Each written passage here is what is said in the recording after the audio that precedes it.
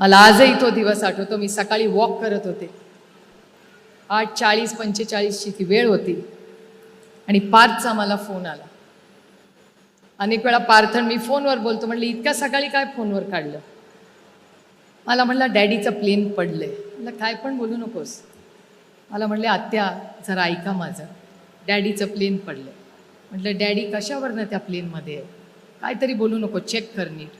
आजही असं डोळे बंद करून गेलं वाटतं की काय तो दिवस होता, काय ती परीक्षा, काय झालं की ही अशी घटना किंवा हा दिवस आपल्यावर आला. आजही मला विश्वास बसत नाही.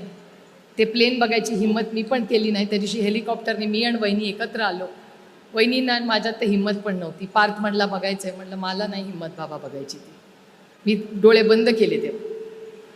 कारण का मला अजूनही अपेक्षा होती की कदाचित त्या विमानात दादा नसेलच आणि असला तर दादा त्याच्यातून चालत बाहेर येईल.